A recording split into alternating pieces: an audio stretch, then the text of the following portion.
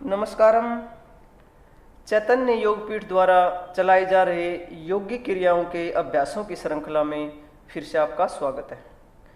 देखिए, पिछले काफ़ी दिनों से हम आपके साथ वात पर चर्चा कर रहे हैं और जब वात की चर्चा कर रहे थे तो उस वक्त हमने काफ़ी मात्रा में वीडियोज़ के माध्यम से अनेक योगिक क्रियाओं के अभ्यास और प्राणायाम के बारे में जानकारी देने का प्रयास किया कि यदि आप वात प्रकृति के प्रभाव में हैं या फिर आपका वात कुपित हो गया है तो इन योगिक क्रियाओं का अभ्यास और इन प्राणायामों का अभ्यास आप ठहराव के साथ कैसे करें।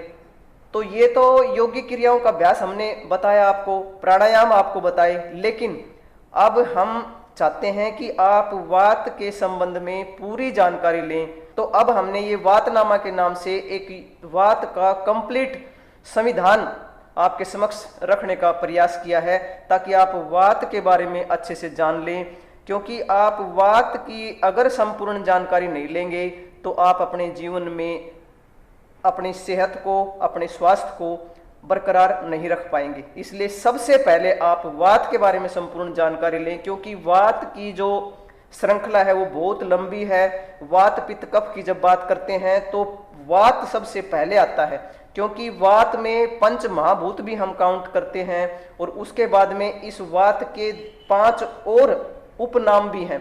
तो इन सब की जब हम चर्चा करेंगे और आप इन सब को जब जान लेंगे तो ही आप वात को बेहतर तरीके से सीख पाएंगे, और जब वात के बारे में आप बेहतर तरीके से जान लेंगे तभी आपका जो पित्त और कफ है वो भी संतुलन में आएगा। तो आप एक बार जाने, देखें और समझें। जो काम आपने करना है वो ये है कि अपने से सवाल पूछें। आपके जो हाथ पैर हैं वो ठंडे तो नहीं रहते हमेशा।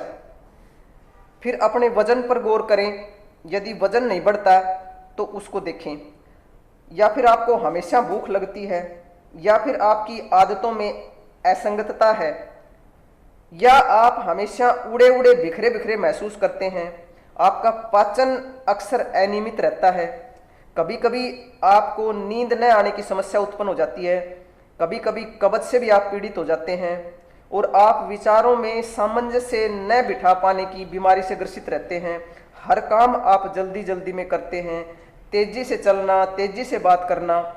यदि इन सभी प्रश्नों का उत्तर हाँ में है तो संभावना है कि आप में वात का प्रभुत्व है। इस श्रृंखला को हम विस्तार से जानेंगे। इस मामले में काफी अप्रत्याशित है कि वात के प्रभाव वाले लोगों का अगला कदम क्या होने की संभावना है और उनकी भावनाएं चरम सीमा के बीच में कैसे बदलती हैं, ये बता पाना मुश्किल होता है। अक्सर ऐसी परियोजनाएं शुरू करते हैं जिन्हें वे पूरा नहीं कर पाते, जल्दी से सीखते हैं और जल्दी से भूल भी जाते हैं, पर्यावरण और मौसम में बदलाव के प्रति संवेदनशील होते हैं, अक्सर चरम सीमा पर झूल सकते हैं और जीवन में संतुलन खोने का भी बड़ा खतरा होता है, क्योंकि वात हमारे शरीर में वायु तत्व है जो मन को नियंत्रित करता है। जब ये संतुलन से बाहर हो जाता है तो व्यक्ति अवसादग्रस्त भी हो जाता है, नींद संबंधी विकार पैदा हो जाते हैं, शरीर कमजोर हो जाता है, आवाज ऊंची हो जाती है और अपेक्षाकृत सहन शक्ति भी कम हो जाती है, ध्यान की कमी हो जाती है। इसके विपरीत जब वात संतुलित होता है तो व्यक्ति अधिक ऊर्जावान, अधिक उत्साही, मन की स्पष्टता, संक्रामक सकारात्मकता, यानी कि वो सकारात्मकता भी उनकी संक्रामक हो जाती है और अपने आप को लचीलेपन का अनुभव करवाते हैं। व्यक्ति अधिक सहज, रचनात्मक और स्नेही भी हो जाता है। वहीं वात संतुलन के बाहर होने पर व्यक्ति को भय, चिंता, भूख न लगना या भोजन के लिए अधिक लालसा, वजन कम होना, पाचन संबंधी समस्याएं पैदा हो जाना, खराब नींद का होना, थकान, त्वचा का सूखापन, ऐंठन, जोड़ों का दर्द, गठिया आदि से भी पीड़ित हो जाते हैं। आपने देखा कि इसके सकारात्मक और नकारात्मक दोनों प्रभाव देखने को मिलते हैं।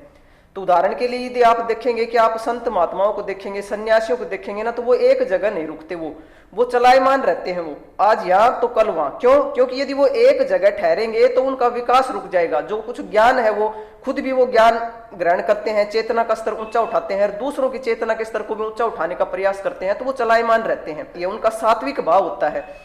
और दूसरी तरफ आपने देखा होगा जी, ये चोर हैं, लुटेरे हैं, डकैत हैं, ये भी कभी एक जगह नहीं टिकते, क्योंकि अगर ये एक जगह ठहर जाएंगे तो इनको पुलिस पकड़ने का डर रहता है, तो ये भी चलाएमान रहते हैं। तो इसमें दोनों आपको प्रभाव देखने को मिलेंगे, तो ये दोनों तरफ जा सकता है।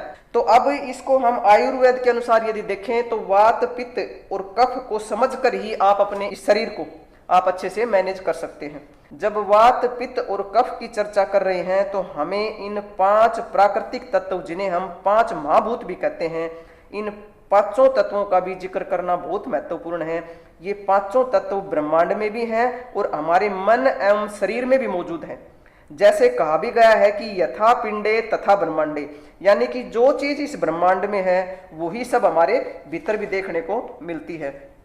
ये 5 महान तत्व या पंच महाभूत, जैसे कि आकाश, वायु, अग्नि, जल और पृथ्वी, मिलकर 3 मौलिक जैव ऊर्जा बनाते हैं, जिनको दोष कहते हैं, और उन दोषों का नाम है वात, पित्त और कफ।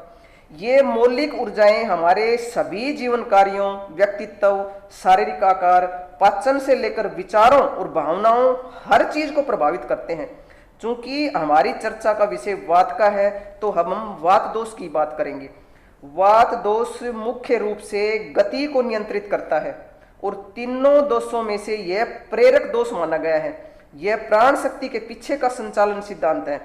यद्यपि यह पूरे शरीर में काम करता है, फिर भी वात के कुछ विशिष्ट स्थान हैं जहां उनकी प्रबलता अधिक रहती है, जैसे कि हमारी बड़ी वात हो गई, कान हो गया, पीठ का क्षेत्र हो गया, हड्डियां होगी, जांघ होगी, जो गुहाओं का जो स्थान है वो हो गया, तंत्रिका तंत्र हो गया। और त्वचा संबंधित यदि बात करें तो ये हमारी स्किन को भी प्रभावित करते हैं, क्योंकि आपको हमने बार बार बताया है कि वात के प्रभाव में होते हैं उनकी त्वचा शुष्क हो जाती है, एड़ियां फट जाती हैं, उनके होंठ फट जाते हैं, या और भी त्वचा से संबंधित अनेक बीमारी हो जाती हैं। तो हम में से हर एक के शरीर और मन में तीनों दोष मौजूद रहते हैं, परंतु 1 या 2 दोष ही प्रधान होते हैं। आप वात दोष को दोबारा से अच्छे से जान ले कि यह कोई बीमारी नहीं है, यह एक प्रकृति है। हाँ, इसको नहीं समझेंगे तो 80 बीमारियों का एक बंडल आप लेकर आएंगे, जिनमें से आपको कोई भी बीमारी घेर सकती है। यह हमारे शरीर और मन की सभी गतिविधियों और प्रक्रियाओं को नियंत्रित करता है, जिसमें चाहे रक्त का प्रवाह हो, उसका उन्मूलन हो, श्वास की गति हो, दिमाग में विचारों की गति हो, ये सारी प्रक्रियाएं शामिल हैं। यदि आपकी प्रकृति मुख्य रूप से वात की है तो आपके मन और शरीर में ठंडे, हल्के, शुष्क, तीव्रता, ये गुण स्पष्ट रूप से दिखाई देंगे। शरीर प्राकृतिक रूप से ही दुबला पतला होगा, हाथ पैर आसानी से ठंडे हो जाते हैं, नींद की भी कमी रहती है तो परेशान भी हो जाते हैं, क्योंकि जब नींद की कमी रहेगी तो नेचुरली बात है कि आप परेशान हो ही जाएंगे। जब सुबह उठेंगे तो थके हारे उठेंगे, इसलिए बौद्धिक क्षमता भी आपकी कम हो जाएगी। तो वात दोष के प्रभाव वालों का एक चपल दिमाग होता है जो कि उनको परेशानी में रखता है, जो बहुत तेजी से आगे बढ़ता है। जितनी जल्दी सीखते हैं उतनी जल्दी भूल भी जाते हैं। भावनाएं इनकी बड़ी तरल होती हैं। मजबूत वात प्रकृति वाले लोग रचनात्मक, गतिशील, तूफानी से होते हैं, जो खुद को जल्दबाजी या हड़बड़ी में रखते हैं। जब यदि वात संतुलन में हो तो इनकी क्या क्या खूबियां होती हैं, और वात का जब असंतुलन हो जाए तो ये किन बीमारियों से ग्रसित हो जाते हैं, ये आप ध्यान से देखें, इनको समझें और अपने वात को बैलेंस करने के लिए इन बातों को धारण करके आगे बढ़ें। जब वात इनका संतुलन में होता है तो ये ऊर्जावान और जीवंत महसूस करते हैं, लेकिन जब वो असंतुलन में आ जाता है तो थका हुआ महसूस करते हैं। ये बहुत ही आसानी से सीखते हैं, लेकिन वात असंतुलन में हो तो इनमें ध्यान की कमी हो जाती है और ये बहुत जल्दी भूल भी जाते हैं। जब वात का संतुलन हो तो स्पष्ट और इनका सतर्क दिमाग रहता है, लेकिन जब वात असंतुलन में हो तो इनका दिमाग फैला हुआ या बिखरा हुआ आपको महसूस होगा। अगर वात संतुलन में होता है तो ये सोते समय आसानी से इनको नींद आ जाती है, यानी कि ये आसानी से सो सकते हैं। लेकिन यदि वात का असंतुलन बढ़ा हो तो ये सोने में इनको कठिनाई होती है। जब वात संतुलन में होता है तो इनका पाचन भी संतुलित रहता है, लेकिन जब वात असंतुलन में आ जाता है तो इनको कब्ज, गैस, खट्टी डकारे, वायु वगैरह के शिकारी ये हो जाते हैं। जब इनका वात संतुलन में रहता है तो इनका अच्छा परिसंचरण होता है। अगर इस चीज को आपने ठीक करना है तो आपको अपनी जीवन शैली को ठीक करना होगा। आप जीवन शैली को यदि सुधार लेंगे तो वात को बड़ी आसानी से आप संतुलित कर पाएंगे। वात दोष को संतुलन में रखने के लिए सबसे पहला काम हम बार बार आपको बताते आए हैं कि आपको नियमित दिनचर्या, संयमित जीवन जीना पड़ेगा। अगर आप नियमित दिनचर्या का पालन करेंगे तो निश्चित रूप से आपका वात संतुलन में रहेगा। इसके लिए आपने क्या करना है, आपने गर्म और पौष्टिक भोजन खाना है, आपने भरपूर आराम लेना है। आयुर्वेद के अनुसार वात दोष ठंडा, हल्का और शुष्क माना गया है, इसलिए आपको गर्म करने वाली या तृप्ति देने वाली और पोषण देने वाली चीजों को ज्यादा इस्तेमाल में लाना है। अगर आप इस तरह की चीजें खाएंगे तो आपको अवश्य ही लाभ मिलेगा। आसान सी चीजें अपनी जिंदगी में करेंगे तो वात दोष संतुलन में रहेगा। जैसे हर दिन लगभग एक ही समय पर आपने खाना खाना है, यानी एक टाइम निश्चित कर लें और 3 बार भोजन खाएं, और वो भोजन पका हुआ भोजन होना चाहिए आपका। ऐसे काम से बचें जो आपको तनाव देता हो। विशेष रूप से शाम के समय तो आप ध्यान रखें कि अपने आप को तनावपूर्ण वातावरण में ना लेके जाएं। उसके लिए आप सैर करें, योग करें, ध्यान करें, प्राणायाम करें, और अपने हाथों को, पैरों को ठंड से बचाएं, उन्हें गर्म रखें। प्रतिदिन प्राणायाम, और हम ये कहते हैं कि हल्के सांस लेने वाले अभ्यास करें। हमने पिछली वीडियोज में भी आपको बार बार बताया है कि जो वात दोष से पीड़ित हैं या जिनका वात दोष असंतुलित हो गया है या जो वात दोष के प्रभाव में हैं, उनको स्लो मोशन में योगिक क्रियाओं का अभ्यास करना चाहिए। स्लो मोशन में ही योगिक प्राणायाम करने चाहिए। उनको जिम आदि क्रियाओं की तरफ नहीं जाना चाहिए। अगर जिम आदि क्रियाओं की तरफ जाते हैं तो वो थोड़ा सा स्लो मोशन में ही वो करें। इनको नसों को शांत करने के लिए, यानी कि अपने शरीर की शुष्कता को मिटाने के लिए, क्योंकि जो वात रोगों के लिए बताया ना हमने कि भाई इनकी जो स्किन है वो ड्राई हो जाती है, तो इसके लिए आप मालिश का सहारा लें, और वो मालिश अगर आप खुद कर लें तो ज्यादा बेहतर रहेगा। रात को 10 बजे से पहले सो जाएं और सुबह 6 बजे से पहले उठ जाएं, क्योंकि वात दोष प्रातः 2 बजे से 6 बजे तक सक्रिय रहता है। यह वह समय है जब वात दोष द्वारा नियंत्रित अंगों शारीरिक प्रक्रियाओं की मरम्मत की जा रही होती है। जब आप देर तक जागते हैं तो आप प्राण को दिमाग की गतिविधियों में लगा देते हो, जो वात अंगों जैसे कि श्वसन, परिसंचरण और उन्मूलन प्रक्रियाओं जैसे कार्यों को ठीक करने से इन्हें दूर ले जाता है। ये तो नींद की बात हुई। अब भोजन की बात कर लेते हैं, क्योंकि हमने बताया कि आयुर्वेद और योग समानांतर चलाएं तो फायदा रहता है, और आयुर्वेद में भोजन को ही औषधि बताया गया है। वात प्रभावित व्यक्ति को ऐसे खाद्य पदार्थ खाने चाहिए जिनमें स्नेहन की मात्रा हो, यानी कि दूध, घी, इलायची, हींग, मेथी, अदरक, सरसों के बीज, काली मिर्च, जीरा, धनिया, खट्टे पदार्थ, तेज पत्ता जैसे जो मसाले हैं उनको खाना चाहिए। और जब फलों की बात करते हैं तो फलों में सेब, आड़ू, आलू बुखारा, अंगूर, नींबू, खजूर, अंजीर, स्ट्रॉबेरी, एवोकाडो ले सकते हैं आप, और स्ट्रॉबेरी, सीताफल वगैरह भी ले सकते हैं। सब्जियां आप पकी हुई खाएं। वात दोषों के लिए जो सब्जियां आप पकी हुई खाएं और वही सब्जियां खाएं जो वात दोषों के लिए अनुशंसित की गई हैं।